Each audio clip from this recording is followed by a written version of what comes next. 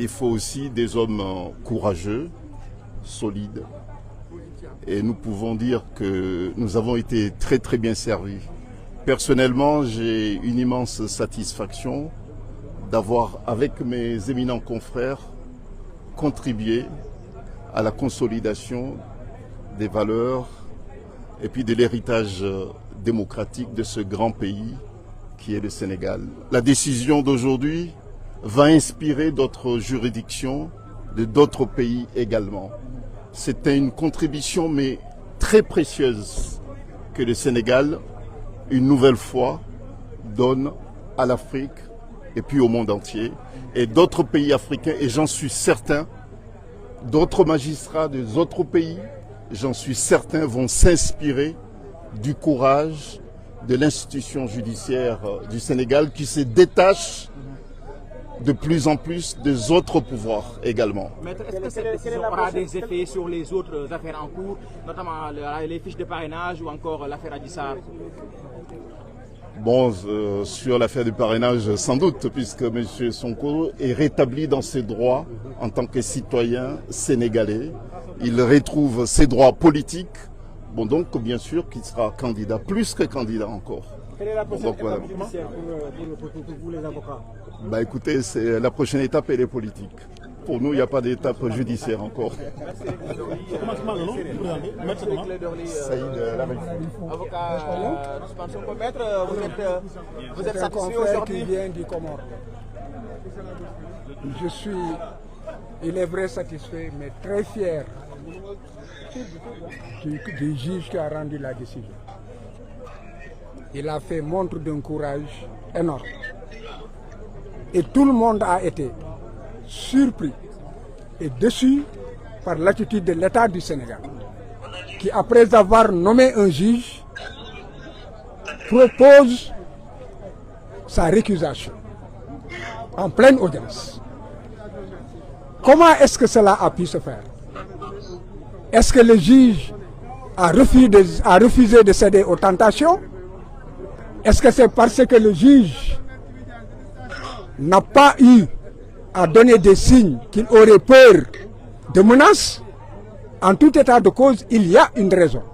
Parce que personne ne s'y attendait, d'autant que le juge était en train de mener une audience où il était à équidistance. Il y a donc quelque chose qui s'est passé au sommet de l'État. Donc c'est une fierté. Mais ce qu'il faut surtout retenir, c'est que c'est un vent de liberté et d'indépendance qui souffle dans les rangs des magistrats. Un vent qui a débuté au nord avec l'avocat général, Mme Diop Gueye. Tout le monde a pu apprécier son courage de dire que l'État avait tort et que l'État était dans la voie de fait et que l'État était dans l'arbitraire, qu'il ne pouvait pas priver Ousmane Sonko de ses droits et que le ministère de l'Intérieur n'était pas dans le droit, qu'il était dans l'illégalité. Un acte de courage. Et maintenant, après le nord, c'est au sud, le juge de Ziguinchor. Donc le juge de Ziguinchor lui donne raison, en réalité, que tout cela relève de voie de fait et d'une forme d'exercice de la violence sur non seulement le citoyen Ousmane Sonko, mais aussi sur la population. Parce que c'est la somme des citoyens qui fait un peuple. Et Ousmane Sonko, aujourd'hui, dirige des millions de Sénégalais.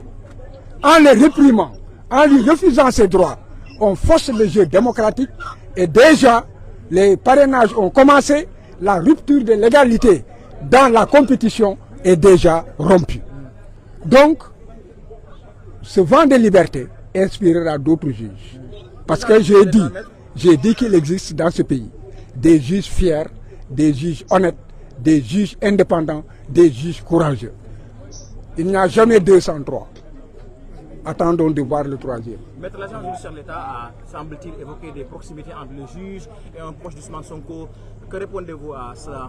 Si la proximité seulement devait jouer, d'abord c'est faux. Parce que Ousmane Sonko ne connaît pas le juge ne le connaît pas. C'est une vérité.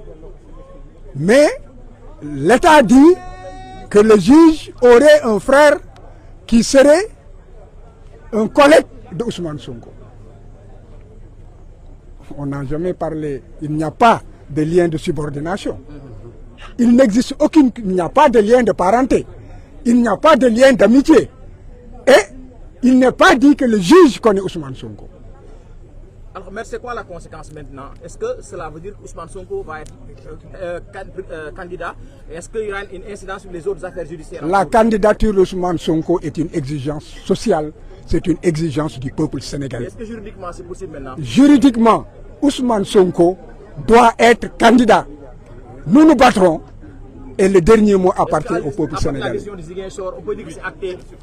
À partir de la décision de Ziguinchor,